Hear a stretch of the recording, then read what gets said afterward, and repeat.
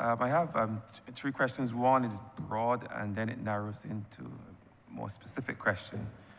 Uh, Beyond traditional diplomacy that focuses on economic ties, in what ways can we leverage the orange economy, the cultural economy as part of our approach to building diplomatic ties with our neighbors, especially those in Africa, where we are breaking new ground in some regards, and I guess globally. That's the first question. Thank you very much, Honourable Member. The approach to Africa, I think, must, without any deviation, include the aspect of what you call the orange economy. It is all too easy, I think, for us to see this purely as a matter of trying to build up tourism relationships, take ourselves out of the space into which we have boxed ourselves as being largely seen as a warm weather destination. And so therefore you go to Africa and you're trying now to have year-round tourism because they're not going to come here because the climate is warm. They're coming here for other reasons, and many of them will be heritage and genealogical and so on. But very closely linked to that is going to be the cultures of the two sides of the Atlantic. And I believe that in terms of our own economic development and our own economic self-interest, that is an area where we must try to deepen the relationship and build our capacity, build our understanding, and indeed get some technological transfer and skills transfer. Immediately coming to mind is a place like Nigeria, which is really a wonderful opportunity, whether one is interested in film, whether one is interested in fashion.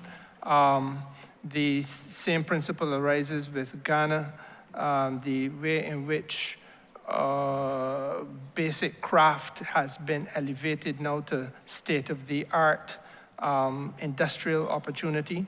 These are some of the things that I believe that we have an ambition to be able to do. We may not be able to do it entirely on our own, but again, conversations must now take place more deeply and more meaningfully with respect to things like supply chains and value-added value chains, so that you can ensure that there is a greater return on the efforts that our people are making. I believe that the orange economy is an indispensable part of it. I think also that this is an opportunity for the cross-fertilization of our people, the people-to-people experience, whether it be in drama, whether it be in music. You know, you can, my mind goes, for example, to a festival that takes place in South Africa, annually now, I believe, where they use the steel pan and derivatives of pan. And it is a very interesting thing that Africa as a whole now participates in that. And I'm not entirely sure the extent to which, if at all, the Caribbean is involved. But surely it should and ought to be a place where, again, our own musical experience and opportunities can cross-fertilize. And that translates itself now into recording artists being able to have opportunities that otherwise did not exist. And if I could, before I will invite my Director General to share some thoughts on this matter, because she has served in places like Cuba and Haiti, where she knows firsthand that the cultural experience has been incredible. But for me, it is also, your question gives rise to a very interesting point. We have one minute, Honourable. Sorry. We have to, I'll be quick, sir. We have to learn from some of the failures along the way and mistakes. With Europe, one of the things in our economic partnership agreement about which we really have to be, I think, ashamed, is that we were given an opportunity for all of our cultural artists to enter into Europe, and all of the requirements that applied for services, applied for trading goods, etc., were waived, and the gateway was open for our artists to enter Europe. That we have not done so is simply because of administrative and bureaucratic, I think, fumbling in this region.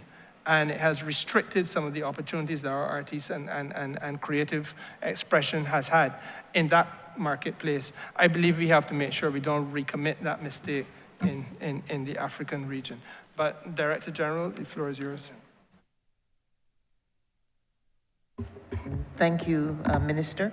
The Minister has covered a wide gamut of the areas, but certainly culture represents an opportunity for expanding partnerships with our bilateral partners in a number of areas, which can even extend into commercial activities.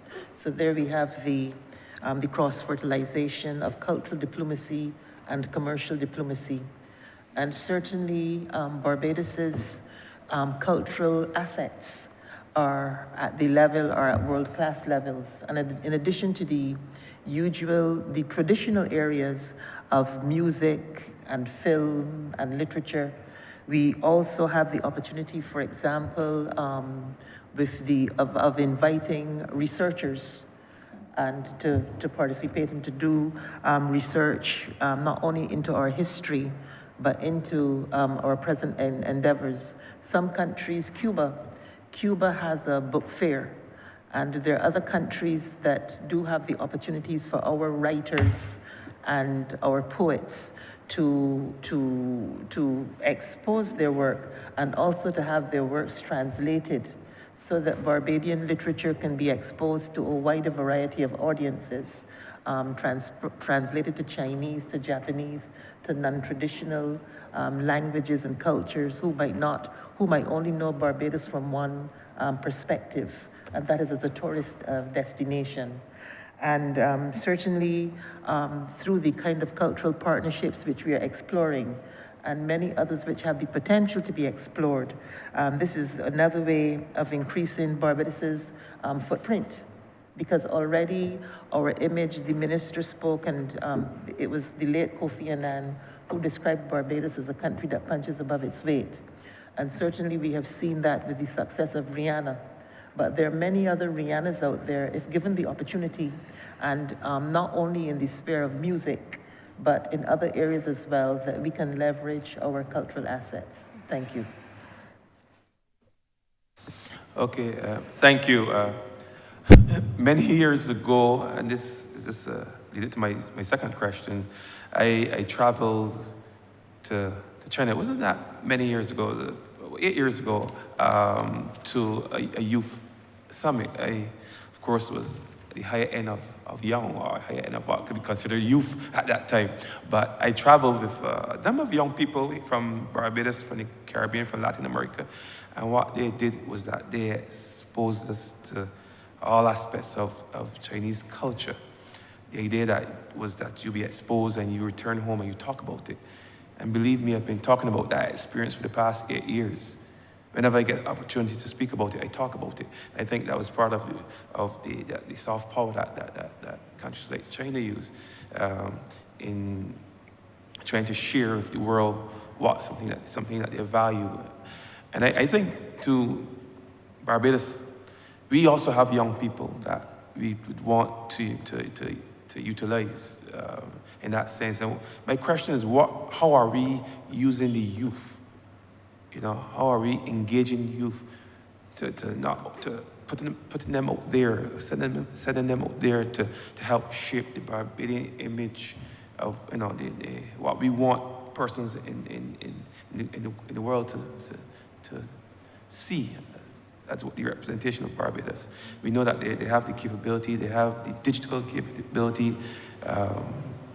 They also have that young, those new fangled ideas that you're seeing the young people come up with. How are we using those young people? You know, those people from our universities, our young creatives, to help frame the image of Barbados and also help, you know, in terms of promoting the country's interests internationally. Honourable Member, I think that you're raising a very important question, and you know, I think that the answer, if I go straight to the root of it, is we are using them in a very limited way, and that there's a tremendous room for opportunity.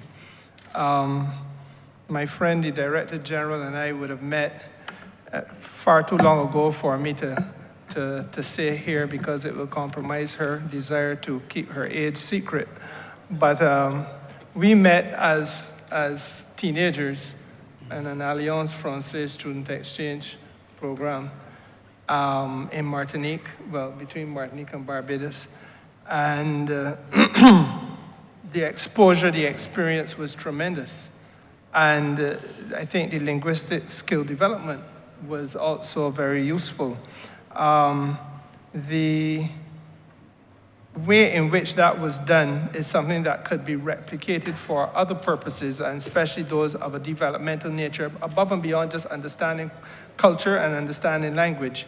It can also be done in terms of helping people to understand business and understand governance, understand technological advancements, etc. I know that there are those who have been able in other parts of the world to use workshops and expose with a targeted focus on young people and exposure of young people. To be fair to the Chinese, I think your example brings to mind, or your experience brings to mind, an ongoing program with the People's Republic of China where they reach out. I am not sure if it is correct to say on an annual basis, but certainly at least biannually there is a delegation of young people who are culled from government departments, first of all, but other areas in Barbados where they're able to experience, I think, a 3 or 4 week exposure in different parts of China, and are invariably linked to technological developments and opportunities and so on over there. I know some people who have done it, and I know that they have come back. It is not an English expression, forgive Mr. Chairman, but they've come back wowed by what they have experienced in China. So I think it is something that is definitely an option. It is something that is really, to the extent that we do it, we are not doing it consciously in the Ministry of Foreign Affairs. What we are doing is working with the University of the West Indies, and we've started to put a framework in place so that we can not only just have students come in and spend a period of time with us here, but also I want them to be able to spend a period of time in our missions overseas, part of the exposure to what the missions do, and understanding that aspect of our international relationship development. Again, the other thing I would say very quickly is that part of the concern I have about CARICOM is that we have an opportunity to do far more within CARICOM for our young people in terms of helping them be exposed to the questions of governance and participating, even if only as persons sitting in the room in the context of some of the deliberations of our Council on Social Development, our Council on Trade and Economic Development, and so on. I think that those are opportunities which really we should be granted to some of the senior school people and university students as well, and hopefully that day will come. The ministry will do a Diplomat for the Day exercise. I believe that is done with Canada. We're part of it. Director General, please speak a little bit to that, if you don't mind. Thank you, Minister. The Ministry of Foreign Affairs right now is a partner with the High Commission of the United Kingdom and the Canadian High Commission in Barbados. We are a co-sponsor of a Diplomat for a Day program where we are working with schools, with school children, exposing them to the rudiments of diplomacy and the practice of foreign policy. And they're engaged in a competition. And at the end of the day, the Diplomat for the Day will be chosen, and they will be serving in a representative capacity with us in the Foreign Ministry and with the High Commissions of Canada and the United States. And indeed, these are the kinds of programs which have tremendous potential as we seek to attract people to the foreign service, but not only to the foreign service so that they can appreciate the importance of representational duty on behalf of Barbados.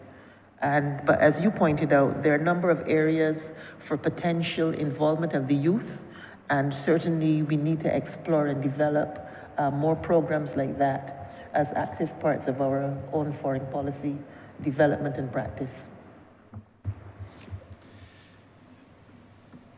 And my final question, oftentimes when we think about the colonization of these islands here in the Caribbean by the English, we think about the kidnapping, spiriting of persons, black bodies from Africa, from the coast of Africa, and bringing them here. We talk about forced labor, slavery, chattel slavery, hardship. Very little is mentioned about the soft power that was used by the British, by the English, to colonize people in the Caribbean region. The use of sport, the use of culture, the use of cricket especially. Cricket is perhaps the best example of soft power used by the British. You know, teach us to play, make us want to play cricket. We still want to play cricket today. And that made us more British than anything else. That made us want to be part of the system, the British system, the British culture. Now we have our own culture. We have our own indigenous sport. We have that one indigenous sport that we have in road tennis. And I've seen that we've made some efforts to export road tennis throughout the Caribbean. My brother, he's been to, I think, St. Vincent, St. Lucia to help to train persons in that. I saw footage of the Rwandan president some years ago persons playing in the street in Rwanda. And I'm wondering where we are with those kind of programs, that kind of initiative to promote the Barbadian way through our sport.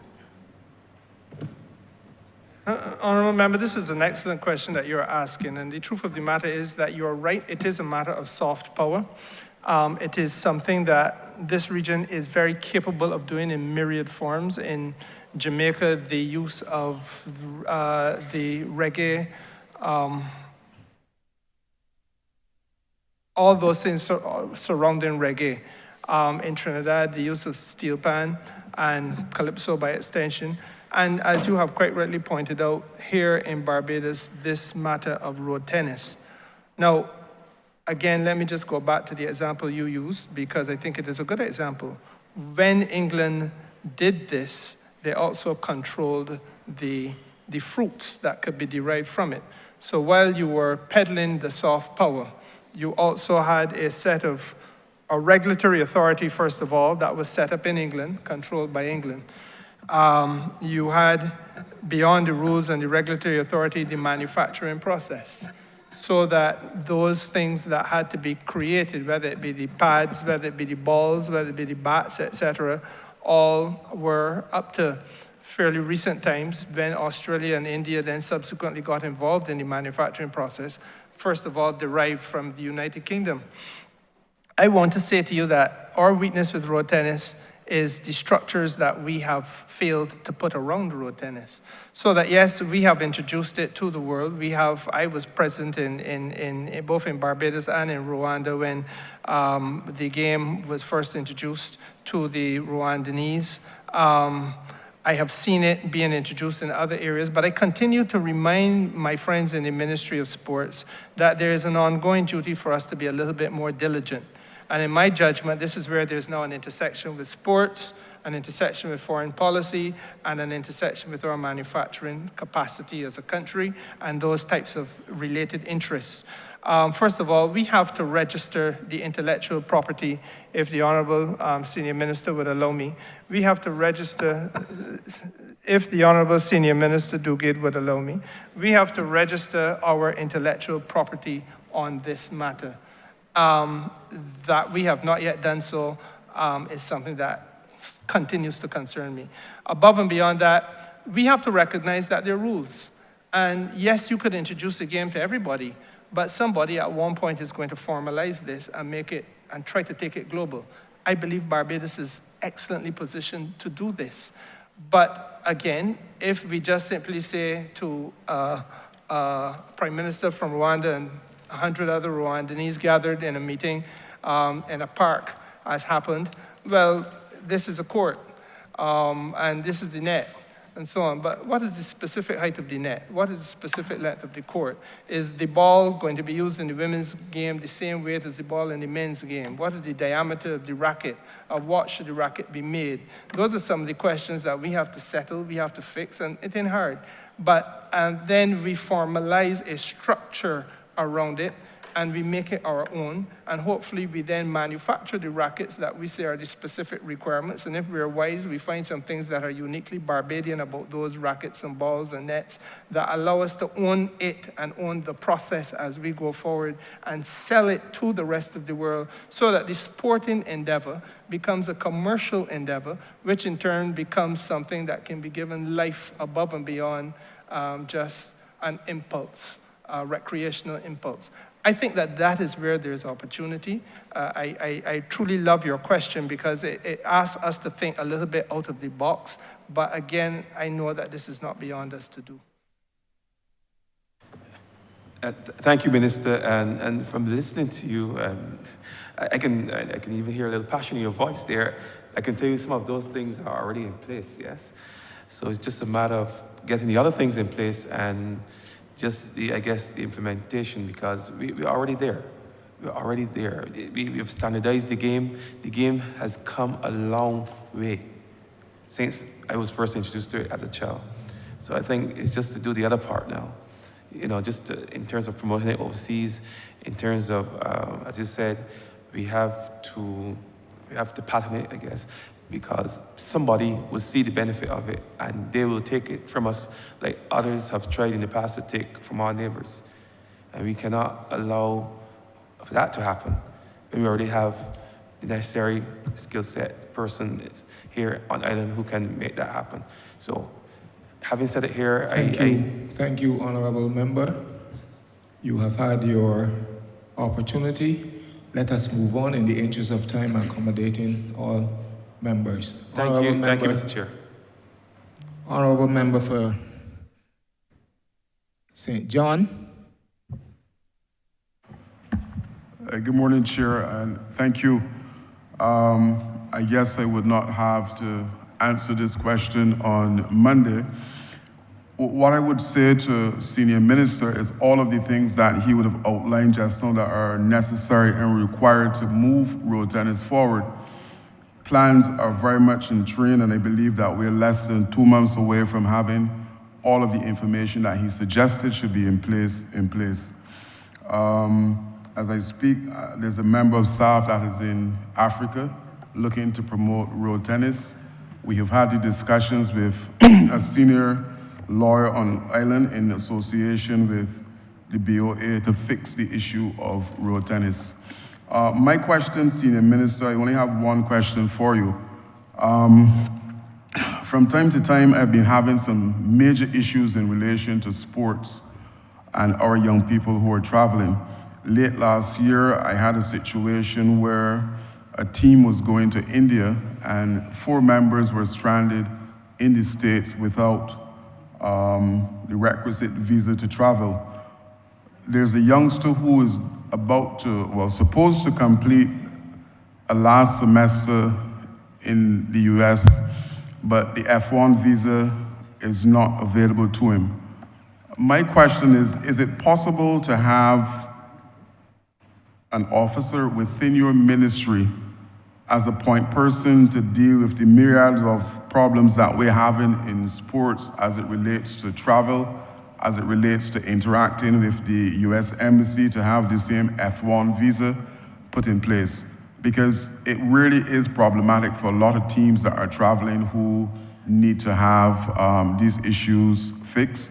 One of the things that I have asked the national federations is to make sure that they contact your ministry to let you know when they're traveling, or to do it through my ministry, because of the problems that we're having. So is it possible to have a point person assigned, not specifically related to the ministry, but to deal with issues that we're having with the F1 visas and issues in relation to some of our national teams or clubs traveling? Thank you. Honourable member, I am going to allow my permanent secretary to respond to you. While she gathers her thoughts, let me just simply say to you that I'm glad that you have engaged an attorney, and that from that it tells me that the intellectual property aspect of your work is underway, and I hope that when you speak of 2 months in terms of your long-term and end of your plan, you're also including in that the manufacturing process, because I believe that that is a critical component of us being able to own and control and benefit commercially from the fruits of this road tennis game. Let me say to the permanent secretary that the question being asked obviously is a very operational one on a day-by-day basis, and I hope, ma'am, that you were able to answer it in a way that I certainly cannot, because those things do not come to my attention invariably, Minister. Thank you very much. Indeed, a very short response is yes. We have a very small division that deals with consular matters, of which requests for visas, the short stay, such as tourism-related visas, as well as other specialized visas for performing and sporting activities, etc. We are prepared, of course, to provide the assistance when requested. However, bear in mind that different countries have different visa requirements for different pursuits. And in each case where there may be some peculiarities, we would definitely have to engage the embassy or the country in question on the case. And I think it would be best if enough time is given to allow for that. Some visas are quite time consuming. We dealt with one for a tennis player last year, and it took quite a lot of time. And most of the work related to obtaining that visa was to be pursued by the individual and not by the ministry or the government. But what the ministry was able to do was to clarify with the embassy concerned all that was required in order to obtain the requisite visa for his pursuits. So I hope that that's helpful. Certainly we can, after this session, identify how you should channel from your ministry requests related to such activities. Thank you. All right, thank you, PS. I will ask my PS to be in contact with you, that can be sorted out. And Senior Minister, you're absolutely correct. We have also started to look at manufacturing of the balls, all of the guidelines that you spoke about in relation to how the game should be played, all of that is already in place. Thank you. Thank you, Chair. I yield back.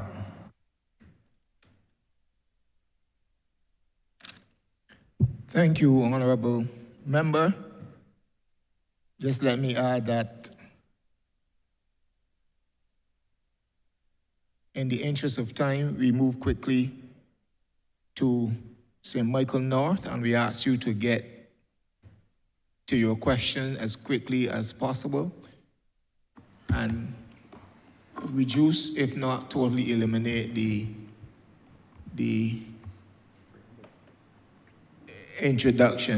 introductory speech.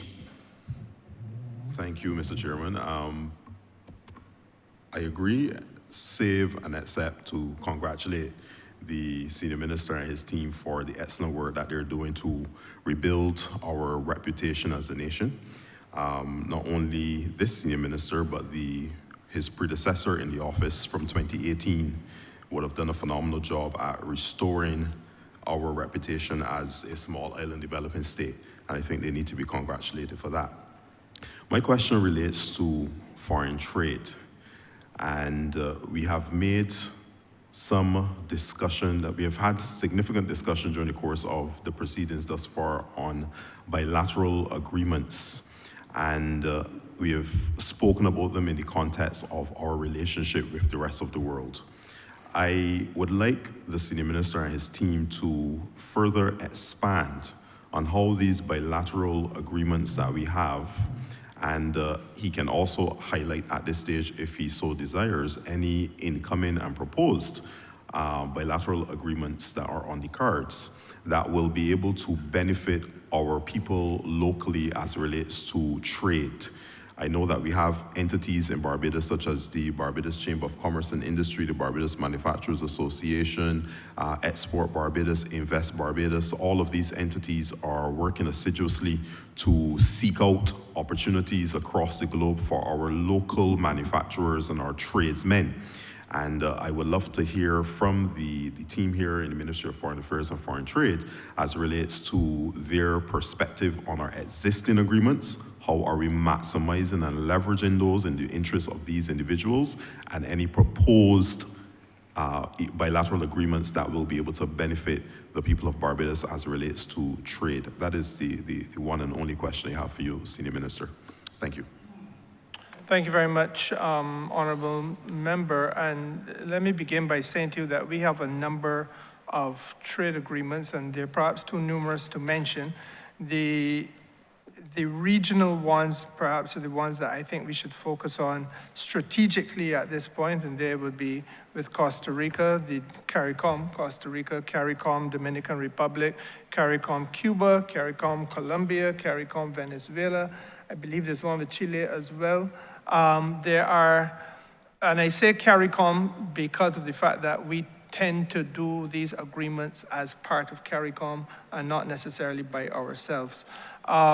However, it is possible within the rules for us to have or to initiate a more direct agreement between Barbados and another. There are none that we have done, but it is my judgment that we should trigger, and I have said this on Wednesday, when last we were here, Tuesday, the day that I was last here, I said this with respect to Canada. There is, in my judgment, every reason why we should be having and should have had a serious sit-down on a partial scope agreement. And when you say partial scope, effectively what you're saying is not a broad free trade agreement, but carving out an area where you believe that you have significant competition potential and capacity, and to try to ensure that you get access to the market there so that you can give your people in that particular sector or sectors of your capacity and competition potential the greatest opportunity in this new market space. Canada, in my judgment, is one of those countries, and what would we be interested in? We would be interested in the sale of services into Canada. I believe that we have tangible evidence of our capacity in this regard. There are several insurance companies in Barbados, and I don't only focus on Sagicor in this regard, who have been able to move their business from the 166 square miles of Barbados into the wider Caribbean area and replicate and do so successfully. Construction companies have been able to do the same thing. There are a few locally owned hotels which have been able to do the same thing, albeit in some cases differently branded. So, but same people behind it. Car rentals, food and beverage, there are a number of them. And I genuinely think that part of what we must now do, and I think I used the expression when last I was here, is to put on your big boy pants and have the conversation with some of these countries. Now, prior to this new presidency in the United States of America, I would have felt confident that a conversation of that nature should and could also take place with them. One would have now to test the water and the appetite of that particular jurisdiction to have such a discussion with us. But the reason why I focus on those two is because for a long time we have been laboring under what I do not accept as being an adequate arrangement, whereby you have a gift of a market access given to us by, I can't remember which Canadian Prime Minister it was, but it was market access for some commodities for CARICOM under CARIBCAN, and equally by President Ronald Reagan around and about the same time with regard to market access into the United States of America.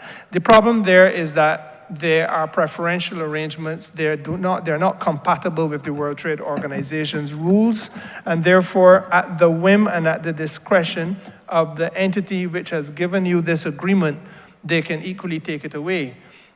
They can say, I'm not going to the World Trade Organization, ask for it to be renewed. And so I believe in legal certainty, and I believe that we should be giving our business people a degree of certainty. And in the context of services, we know that we have been able to reach a level of expertise and a level of competitiveness. Sitting in this room are service providers at an individual level who have been able to earn a decent living in several other jurisdictions in this region and in some cases outside of the region. And therefore, I believe that we must unleash that potential. And that is how I see the trade agreements unfolding. Now, there's another point, and let me be very candid with you. It is not hunky-dory. I have come to recognize that this country has a lot of work to do, and this region, by extension, has a lot of work to do in terms of maximizing the use of the trade agreements we now have. And it is important that we unlock their fullest potential. There are some agreements really which have effectively sat on a shelf and not been exploited by the business people in Barbados or by extension CARICOM. And that is a conversation that obviously is going to have to take a little bit of time. It deals with unfamiliarity, it deals with linguistic barriers, it deals with a tradition, a cultural tradition to look to the North Atlantic, to put on blinkers and see the USA and Canada alone, but that is not the world that we live in anymore. And part of what we must now do is to recognize that connected to that is things like new supply chains and cost of living issues and those types of considerations. I see your look, Mr. Chairman. I will pause there. Thank you.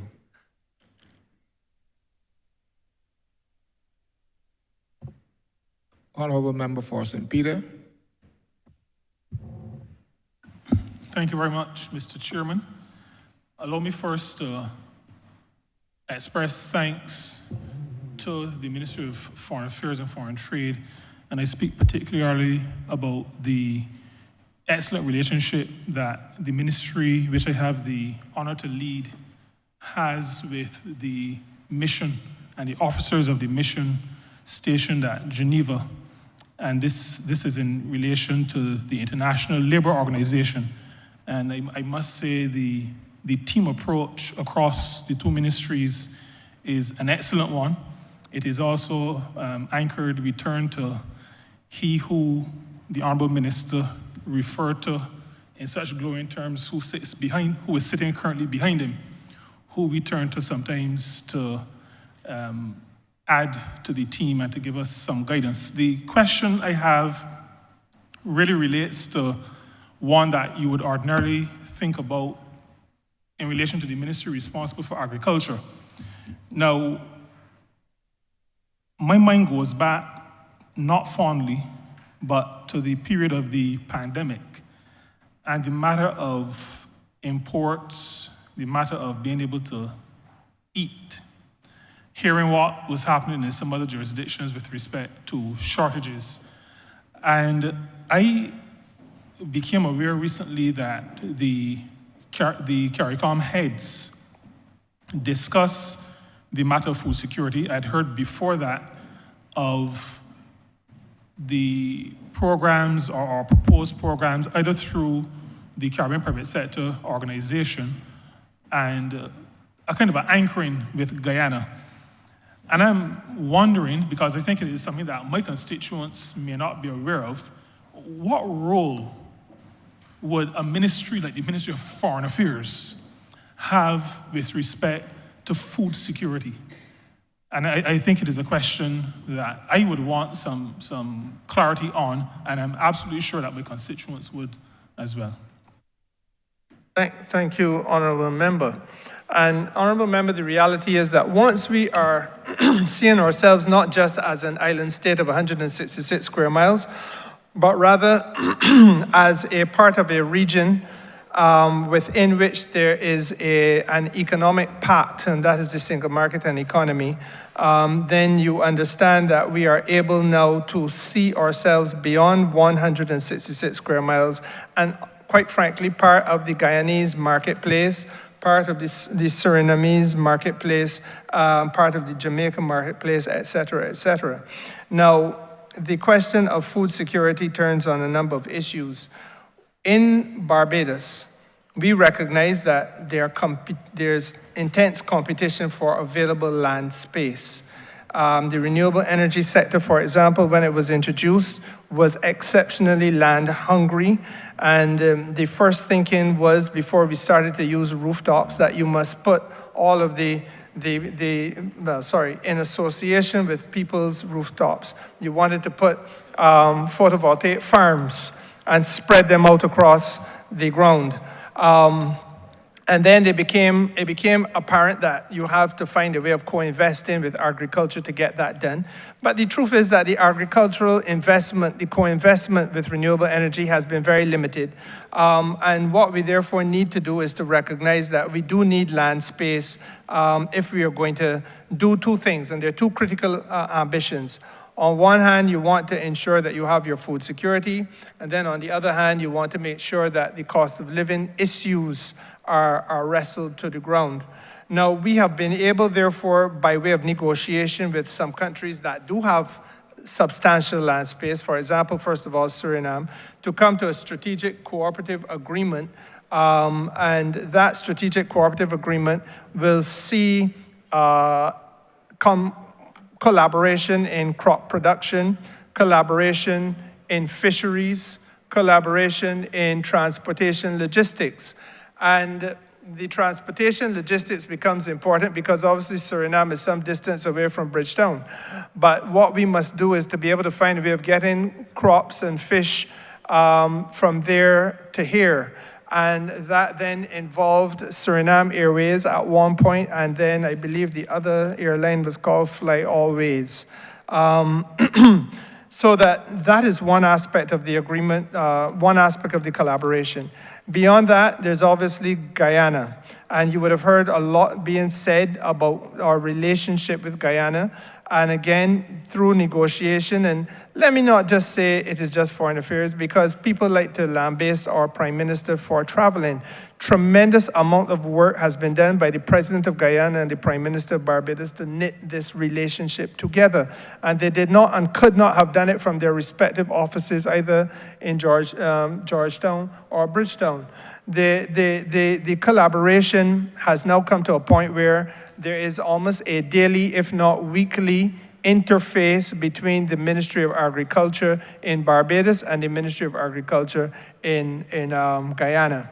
There is an established working group between the agricultural ministries in Suriname, Guyana, and Barbados on food and nutritional security.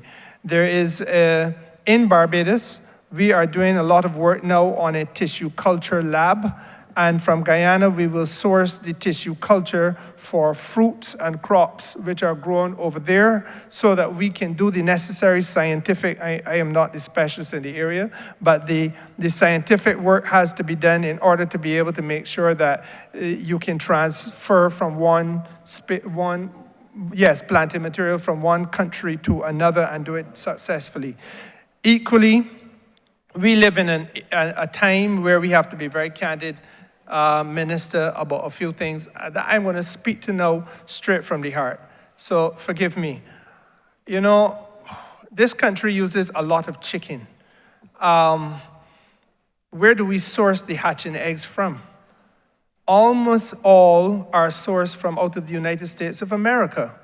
And that has been a state of affairs with which we have been very content for a prolonged period of time. Now the United States of America is facing a serious case of bird flu.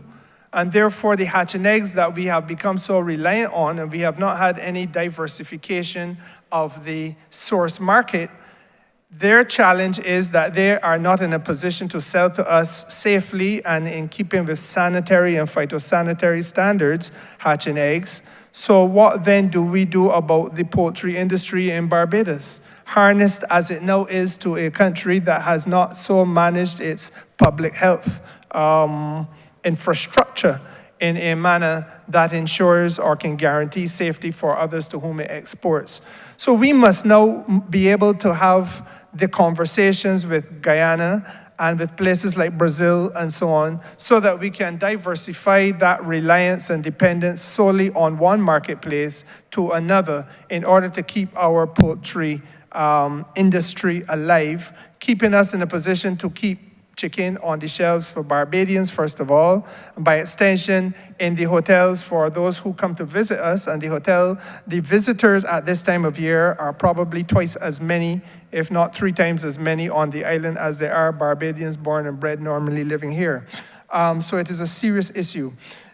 You would have heard as well conversations about food terminal and the use of a food terminal. And then on the last occasion that I was here, I spoke to that matter. It is again about using flights from Paramaribo in Suriname and from Georgetown with product to come into Barbados and to be able to, for us to do the value added here, which might be packaging and blast freezing and whatever else that we must do.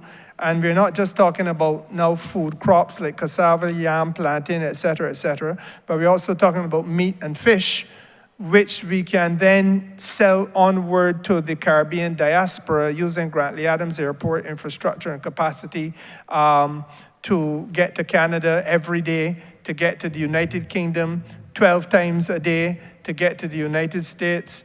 Lord knows how many times a day and how many ports that is, but it is certainly in excess of 10, and so on. So that those are the arrangements which are facilitated by the collaboration between the countries, and that can only be done through the Ministry of Foreign Affairs. Where we are now is going to the next step. We had, during the Heads of Government conference that just was completed. Honourable Member, you have 1 minute to tell us. Certainly, sir.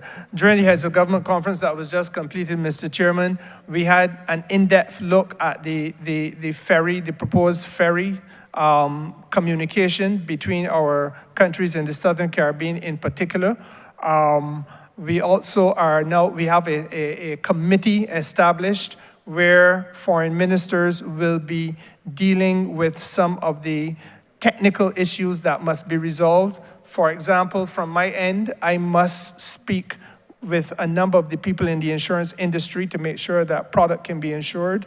There are issues of sanitary and phytosanitary parity so that we make sure that our regulations are harmonized. Those requirements which we need to get food out of Guyana to Barbados are identical to what you're going to use from Suriname to Barbados or Suriname to Guyana, giving the business people certainty in order to ensure market access. Those are some of the technical things that now have to be worked through and finalized, and we have been given, I believe, a period of 3 or 4 months to get that done and then to report to the chairman, who is the Prime Minister of Barbados.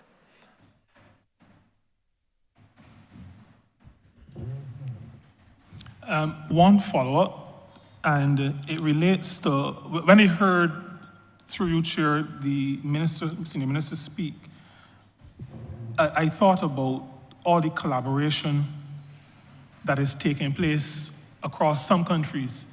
And I'm wondering if there are any other areas that the minister could speak to with respect to the view that I hear sometimes in my constituency, which suggests that, the question is asked, let me put it this way, the question is asked, why does Barbados pay so much attention to CARICOM? I've heard one or two people say, it seems as though Barbados is the only country interested in CARICOM. And I think we had a really good exposition just now on the matter of food and agriculture. Are there any other bits of information that the minister would want to share that could assist us in informing the public as to why Barbados pays so much attention to CARICOM? Honourable Member, I think that part of what you hear is an unthinking reaction, and sometimes we are guilty, despite having spent a lot of time being educated, of doing ourselves a disservice about very serious matters. CARICOM for Barbados and for every member state of CARICOM, quite frankly, right now in this world, is a matter of life and death. I begin by what I said repeatedly. There needs to be a collective voice for those of us who are so small and could be rendered so insignificant as to be voiceless and irrelevant. I use the example of today in answering a question about the fact that if we look at Grenada's public health system right now, they have one anesthesiologist. If you took all of the Cuban doctors out of Grenada, there's that fragility across our region. So that for us in Barbados, let me begin by saying that 53% of all the goods and services that we sell go into CARICOM. It is the only place on planet Earth with whom we have a competitive trade advantage. And so therefore, if you take CARICOM out of the picture, there's nobody buying the vast majority of things that we produce, and so businesses in Barbados would simply be shut down and people rendered unemployed. By extension, we have the reality of our functional cooperation. The police service here has for a long time been the place, or had the headquarters, that was for a long time the place to which everybody came in order to be trained. When they come here to be trained, they have to live somewhere. They have to be able to eat something. They have to clothe and recreate themselves. That is money for this country and for business people in this country. The Regional Security Service provides security cross assistance for all of us in this region, a region that is now highly sensitive to some serious challenges in terms of the fight against narcotics, the fight against gang activity. We all know the concern about guns, et cetera, et cetera. And that regional security service, at a time when technical assistance is being pulled by large powers, we are able to rely on colleagues from within the region to collaborate and work with us. Honourable member, I can go on and on. We are trying to build out a renewable energy platform in this country, and we must, as we train more people, be able to deploy them as well. Not only in Barbados is there going to be an opportunity, but equally, let us accept and understand that in Grenada, and in Dominica, and in St. Lucia, and in St. Vincent, and we can go on, there will equally be a desire to use renewable energy. So all of these young people that we are training right now in Barbados, who will be given jobs in the RE sector, are effectively the port of first call for others in this region who need to be able to deploy skills, but they do not have, and will be looking to us because we are developing that skill set as a first mover and getting the first mover advantage. Our hospital has for a long time been the teaching hospital for this region. And Honourable Member, I hope by now you understand the perspective that I am trying to shape here. CARICOM is our heartbeat. And frankly, it has kept many businesses in Barbados afloat and alive, and the cooperation in this region is more vital now than ever as the global environment becomes increasingly either uncooperative or perhaps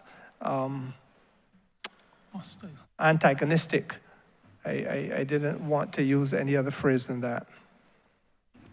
Thank you very much, Chair and Minister. Thank you, Honourable Member. Honourable Member for St. Michael, South Central. Thank you, Chair. I want to ask, through you to the Minister, there's a sub-program related to climate change, SIDS, and law of the sea. And I heard the Honourable Minister speak in a reply to an earlier question about the Bridgetown Initiative, our relationship with emerging industrial giants, or perhaps not so emerging like China, that country's interest in renewable energy and so on.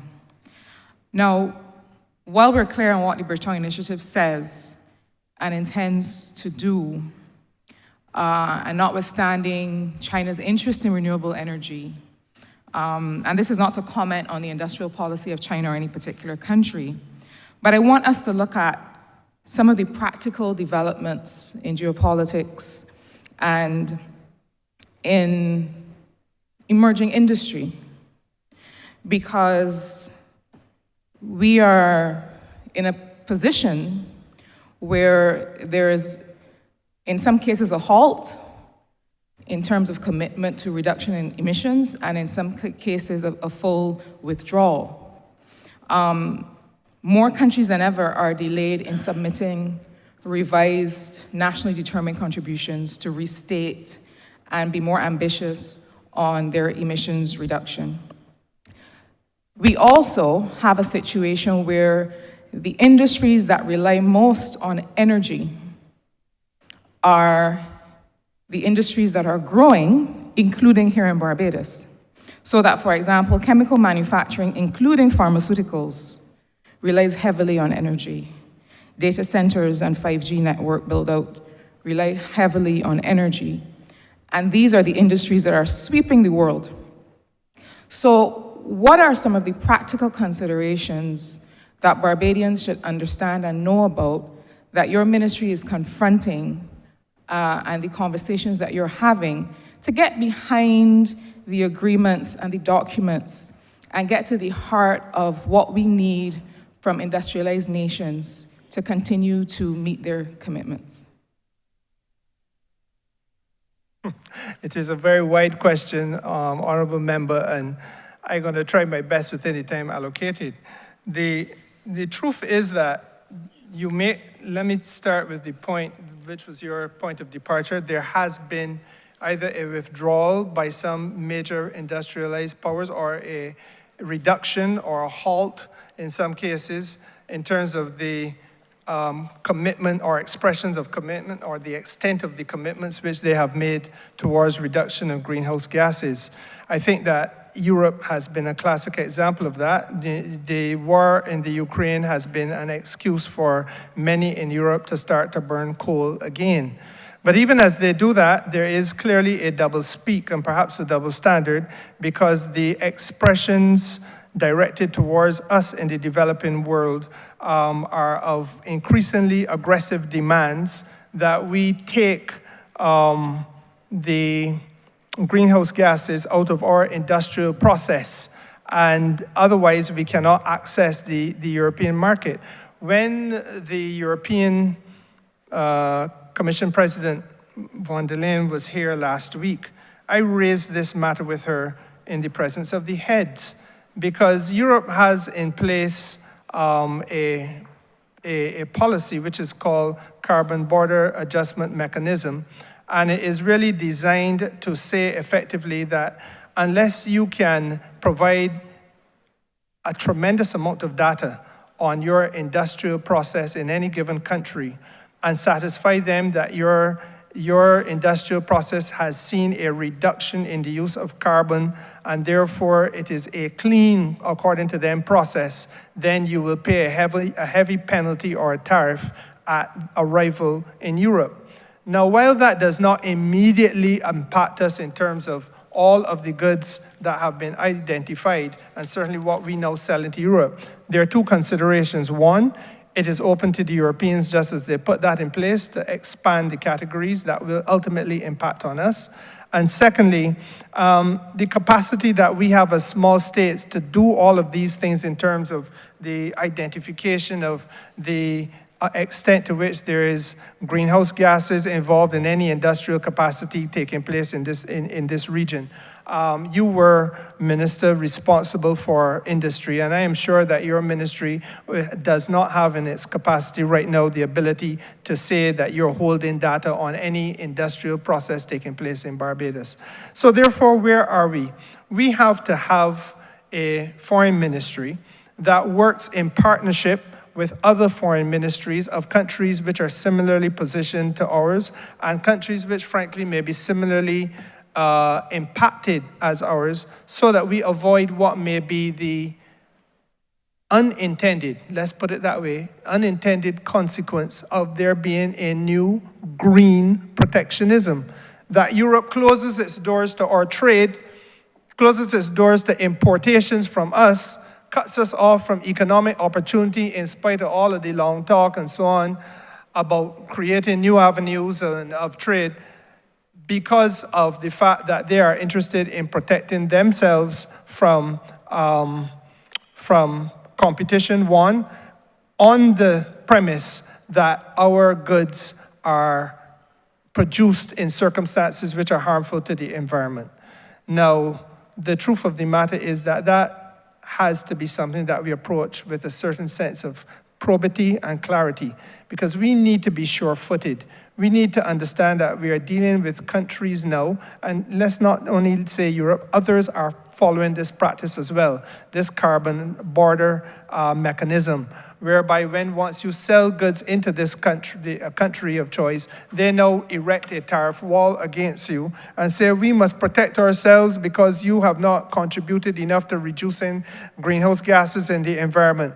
It would render small states like Barbados and Antigua and St. Kitts and so on defenseless, and we would face economic ruination simply because we do not have the capacity. And the way in which these matters are to be dealt with would now have to be carefully negotiated because the capacity of small states being more limited than the capacity of large states. And let me pause now to say to this House that the battle is really with the large states themselves, some of whom say to Europe, you are being unfair to us because we ourselves, though we are on a similar footing, can't meet the requirements that you are asking and that they are too exacting and too demanding. That's what the Indians are saying. So if that is a problem for India, what do you think it would be for a small state like ours? These are some of the issues which are now affecting us now. And equally, it raises the question of climate justice. Because, Honourable Member, as you are well aware, in all that we have been saying and doing in the Bridgetown Initiative, we are trying to get the world to a point of climate justice. What is fair and just and equitable for small states like ours, in Barbados example? The industrial policy of the world must be one which gives us an opportunity to produce and to sell and to access some of the fundamentals and some of the technologies which are necessary for us to make our economy, as the Honourable Member from Christchurch would say, clean and green. And that industrial policy, we have seen the hardship of already. I need not say to this House, the Prime Minister came here in a budget a few years ago and indicated that we would remove the tariffs on EVs and hybrids, and we had to wait 2 years in many cases for people to get an EV or hybrid because we were the last to be put on stream. And truth is, China would have then been the country which moved first and fastest in order to make sure that we were able to get them into this country. Battery storage continues to be an issue that plagues the Ministry of Energy, and we can go on and on. I am mindful of the time, sir. Thank you. It was a very important question. I think I'm the only one that remains. It sometimes helps to be the last or the least, so I'll continue with my follow-up question, if I might. Yes, but still within the stipulated time, though, Thank you because so the much, Honourable Chair. Minister will have to wrap up, etc. Thank you so much. Quickly, through you, Chair, to the Honourable Minister, there is a sub-program related to a diaspora unit in these estimates. And for some time, we've spoken about how we leverage the assets and resources of Barbadians in the diaspora. And I am not sure that we have a report or the evidence of the effort. I wanted to give the Minister an opportunity to speak to what has been done and how we expect that this will be strengthened with the specifics in terms of how it might impact local investment, what we've seen so far, how can we quantify the efforts of this unit. Minister, I'm entirely grateful to you for this question because in September, when it became apparent to me that the outcome of the presidential election in the United States of America was going to be what it has been, I had a sit down with my Director General and my Permanent Secretary on the issue of where do we go in the event of a change of administration. And what concerned me then was some of the rhetoric, which is not really the reality, of what was portending, what was threatening for our diaspora up there. And I'm not only going to focus on the United States, Honourable Member, but I'm going to focus more broadly on the North Atlantic, because the truth is there is a replication of that which we hear in Washington, D.C., with what we hear being resonated in some parts of France, what we hear in Germany, what we hear in Italy, and our diaspora, in fact, in Canada. And our diaspora is wide. And I think that the first thing that we needed to, or certainly I wanted to do, was to plug what I consider to be a gaping hole. This country does not have a diaspora policy.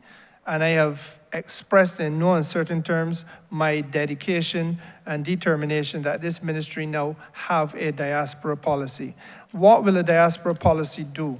It will enable us to have some increased engagement, in my judgment, and increased participation with engagement and participation in national development of the diaspora, wheresoever it is to be found. That enables us to do a number of things. We can build partnerships with diaspora in terms of a number of our sectors of this economy and society, because we know that there are skill sets, some of whom are exceptional in their expertise. We had a professor of international relations do a seminar for the Ministry of Foreign Affairs either this week or last week. I must tell you, it was an eye-opening expose, but his skills and skills such as his should be at the disposal of the government of Barbados, in my judgment. And there are several other areas where, as I had indicated to the House before, we have a deficiency in skills, and I think our port of first call should in fact be the diaspora. Equally, we have to be able to put in place some standards for the way in which we ensure the well-being of people in host communities. Barbadian people should not feel that they're left naked and alone in host communities when there is a hostility against how they look or where they have come from in those communities where many of them are working 2 and 3 shifts a day. And I feel that we have a duty to look after those people and to find a way of using our missions to ensure that they can be connected, as I said on a previous occasion, with places like the entities like the Civil Liberties Union in the United States, and have opportunities to know and learn their rights and be facilitated in that regard. I also feel that we have to have a better recognition of the diaspora associations and the way in which they function, and use them to help us to facilitate their reintegration, whether that reintegration, Honourable Member, is forced or voluntary when they have to reintegrate into our society. Right now, there is too little connection between capital and many of the diaspora associations, and that has to be strengthened. Now, by no means least is my concern about optimizing trade and investment. And I believe, Minister, you hinted at this in your, Honourable Member, you hinted at this in your submission just now. Let's face facts. In many cases, diaspora is not just there. These are people who are working and earning a living in many instances. Remittances are often sent home, but there is no financial literacy on the receiving end, and sometimes it is necessary on the giving end, so that we are able to ensure that the use of remittances is as good and effective as it can possibly be. We also have a set of people in our diaspora who, as I indicated just now, have tremendous skills and tremendous expertise. And that expertise and skill set should, in my judgment, be deployed, whether it be in our public health system, in our education system, in private sector enhancement and development, areas of technological endeavor. There are areas where I believe we can better use, if we can harness and capture and identify what the specific skill sets are in our diaspora. And I believe it is also important to use technology. and to use the technology in a way that helps us to facilitate a better relationship with our diaspora. So it was drawn to my attention, for example, that in the United States, there are some people who are in the Barbadian community who are still unbanked. And how then do they, either when they want to move money from there to here, or want somebody here to help them out by sending them some money up there, get that transaction done? And the technological capacity does exist to assist people with this type of thing, and I believe that this is something that we should also be able to do. I believe that in the context of enabling us to have a role and a voice in governance in those places overseas. You know, in my constituency, Mr. Chairman, let me be frank with you. I look in the newspaper and I see people who are not Barbadian. There are visitors here lamenting and complaining about a policy of the Barbados government with respect to a spot in my constituency on the beach. Now, the reality is that their voice is being heard. And similarly, we need to make sure that we can ensure that the voice of Barbadians who have genuine concerns in parts of the world can be mobilized and heard. And part of the way in which we can do that is to help them bring themselves together and to engage with systems of government at various tiers of government, whether it be in the United Kingdom or in the United States of America, so that the interests of communities like ours is not taken for granted and we are not treated as mere flotsam and jetsam to be discarded at will or called upon when you feel you need to find somebody to work like a beast of burden and do 3 shifts in a day.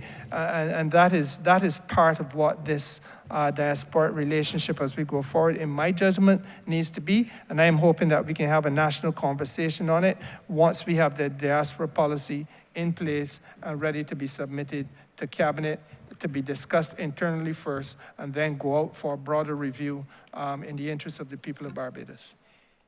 Thank you. And finally, Mr. Chairman, to the Minister through you, you talked about the skills that we may be able to draw on from those in the diaspora. And having heard from you in your response to an earlier question about the expansion of missions across territories that are allowing us to vary and diversify our foreign policy and relations away from established relationships, it seems to me that nowhere else are those kinds of skills more of value than within those missions themselves.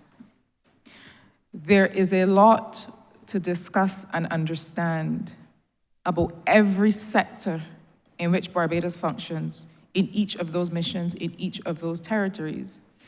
And the government, the cabinet, those who work in SOEs and those who are advancing Barbados's interests need intelligence, need analysis, need at a moment's notice in some cases to have briefs, have papers, have perspectives, have positions on these matters.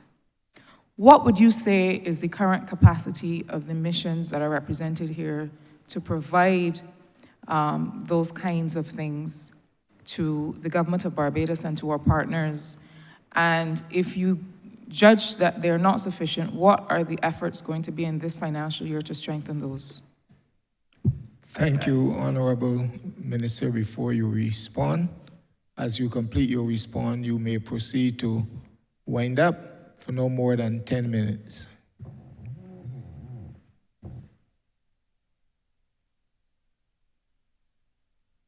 Thank you very much, Mr. Chairman.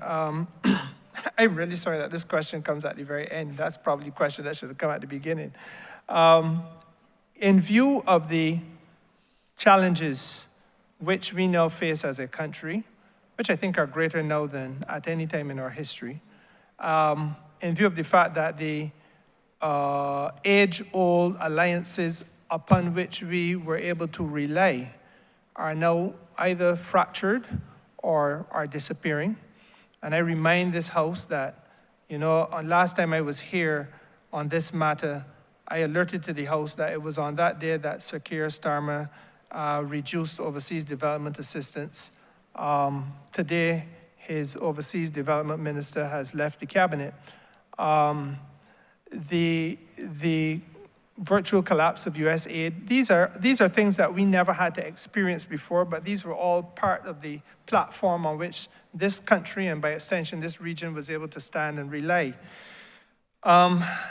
So that in this new world, the missions are highly stretched. I do not think I could say honestly, Minister, that any mission is at full strength, and therefore there's going to have to be an almost surgical re-examination of what our requirements are, what our priorities must be, and how do we make ourselves, either by way of use of technology or alternative use of skill sets that may be available in the different jurisdictions, where again, perhaps we can draw on our diaspora, or friendly entities such as universities and so on with an interest in these types of matters to lend to the capacity of what Barbados must do. Again, I think that the solution does not only lie with us, but really in a collegiality in CARICOM. It takes me back to a question asked by the Honourable Member for St. Peter, because it is within that CARICOM grouping that we are perhaps going to be best able to find a deeper depth of personnel, and also a greater opportunity for us to, by way of collaboration, advance our causes.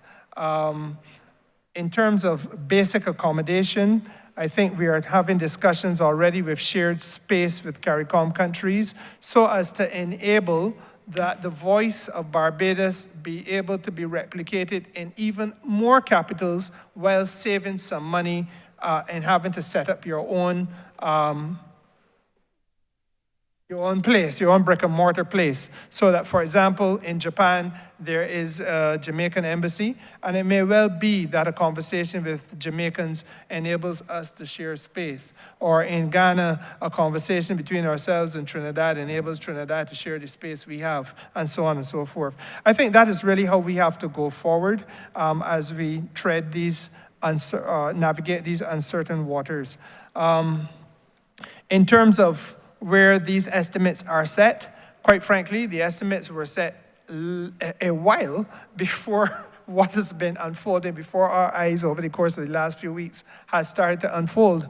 And in our wildest imagination, we could not have experienced a world then as it now is, and as it is likely to become as we go forward. So there's going to have, I have absolutely no doubt, there's going to have to be a need for myself to come back here and have a conversation with the House from time to time as challenges present themselves.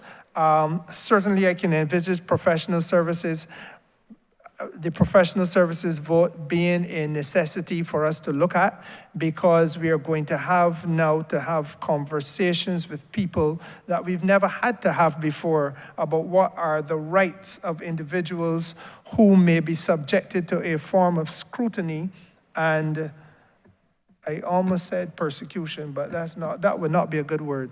A form of scrutiny that they have never been subjected to before. There's a need, I think, for us also to recognize that in terms of engagements at high level, this is not the time. This is simply not going to be the time for people to be heard simply saying a prime minister shouldn't leave the country, because it is going to be necessary. I watched CNN, as you do, Mr. Chairman, and in the space of 1 week, there are at least 3 or 4 European heads of state and government arriving in Washington, D.C. to plead a special case. It is unprecedented, but that is where the world now is. And unless we're prepared to engage even more deeply and more nimbly, because speed is going to be part of what we must do, then we're not going to be able to keep our heads above water. We have to increase our alliances with like-minded states, and we're going to have to make every effort to support efforts in research and in building out resources which may not be financed directly by us, but with friendly alliances such as non-governmental associations and organizations and so on.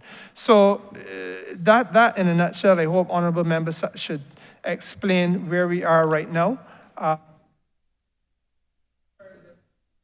It requires a recommitment and a rethinking of what the traditional approach to foreign policy has been.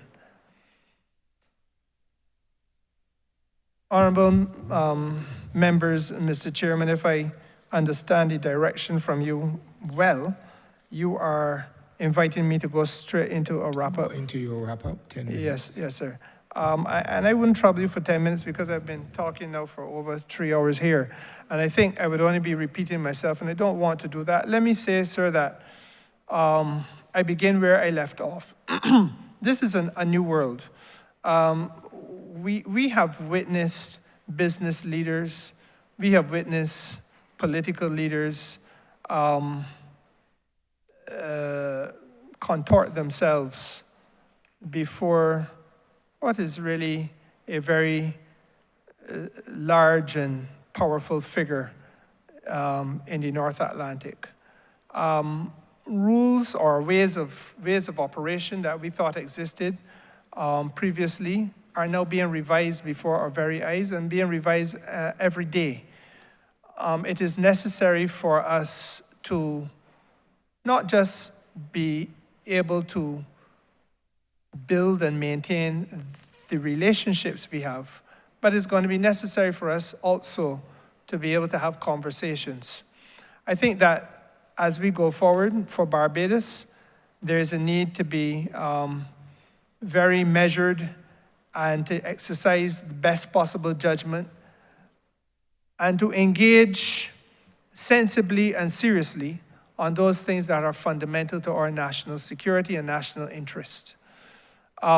We have already signaled to Washington, D.C. that we, along with the rest of CARICOM, would like to have some conversations because some of the things we see will impact on us. I use, for example, the fact that clearly it is a matter of policy that Barbados cannot meddle in, and we must respect the right of a state to exercise its own policy. But equally, the policy can have unintended consequences for us. And so therefore, if folks are going to be deported to Barbados, then we need to be able to have an idea and an arrangement in place where we can have a dossier on who is coming and from the background from whence they have come, and enable our welfare and social services entities and agencies here in Barbados to be able to relate to those persons who are returnees in a way that enables them best to be reintegrated into Barbadian society. We equally, Mr. Chairman, have to keep our heads above water. And we recognize that the way in which we understood tariffs to be used will not always be the way in which we understood it to be. But we also too have commercial interests, and we have to defend and promote those commercial interests as best we can. And equally, we must diversify our economy so that we have not reliance and dependence on one or on a few, but that we have a broad base of interactions rather than reliances and dependencies. But we have a broad base of interaction which enables us to be better in better shape to control some of our financial destiny. It gives opportunity and it gives certainty to our business people. Part of this conversation has got to be on the way forward, Mr. Chairman, that we cannot just have this at the level of government, but that we must have the private sector on board so that the private sector itself can reassess what it is doing. Its supply chains must be rethought and reconsidered.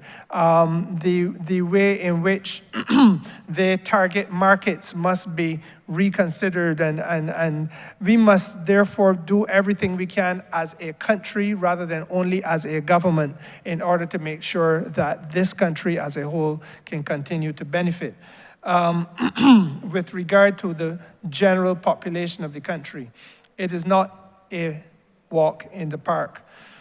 A few days ago, nobody would have considered that the fact that we had a relationship with a country that has been very kind to us in our darkest hour could be a matter about which access to a third state would be called into question.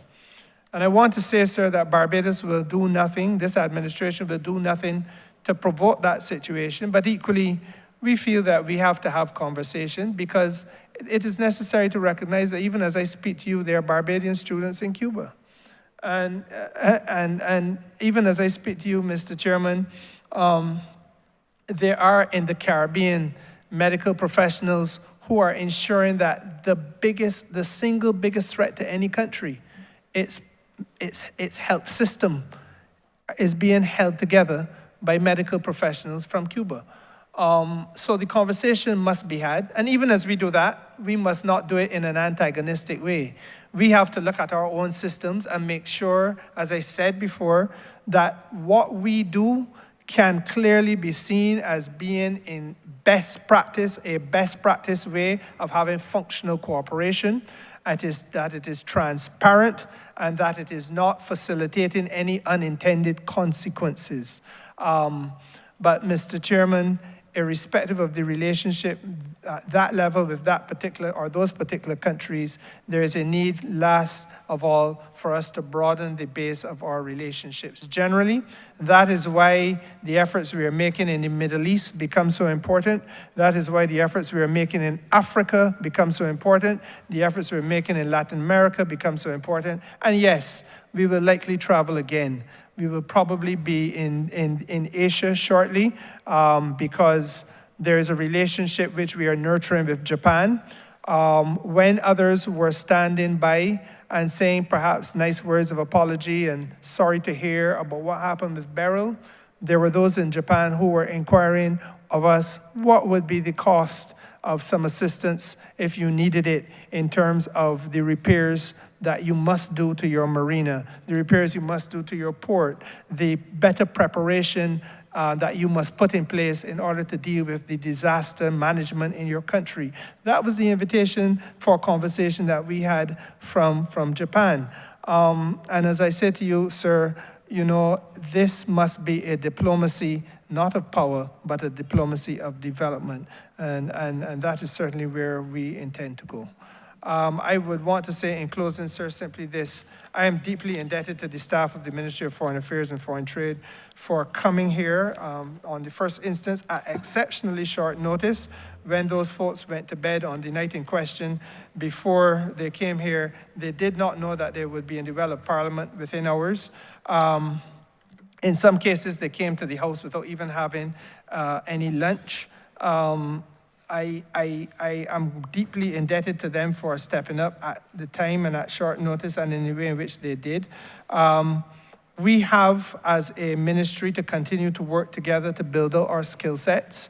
We have, as a ministry, to continue to work together on our capacity and our competence, whether that capacity be linguistic in nature, whether it be negotiating skills, and we are doing some internal training led by the Director General on that, whether it is just general ability to interface at all levels in trade and commerce, etc.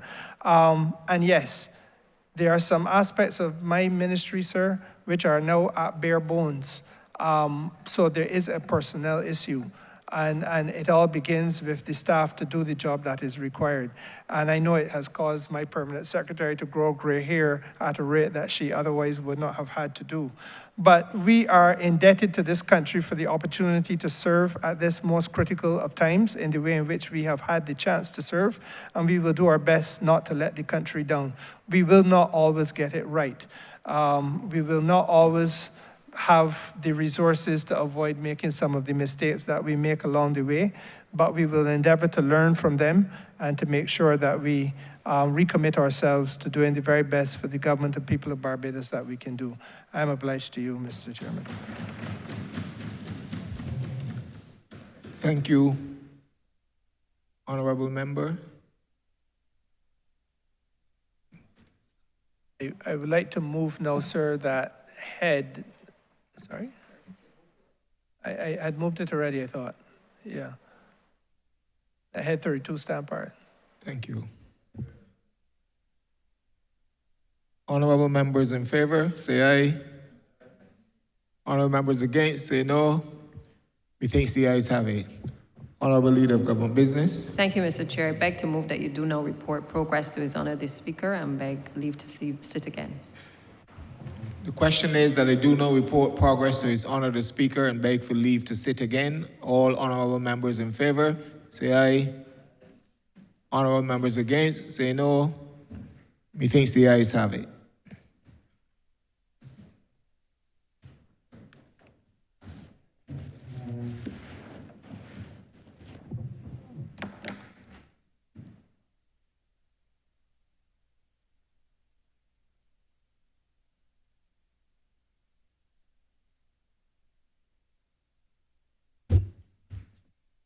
Reported progress and request leave to sit again.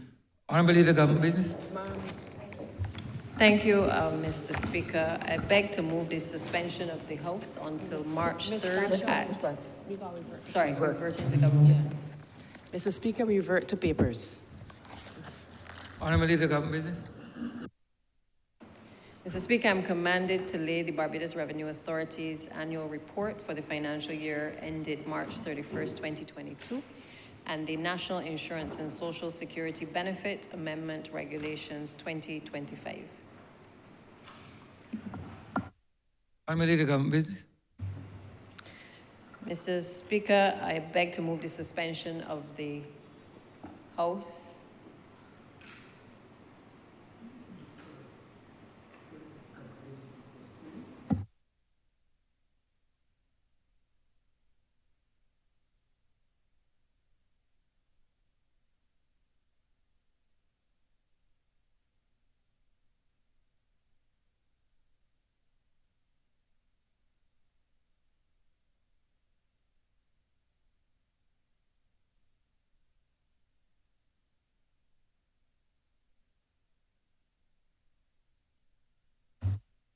Honourable Leader of Government Business.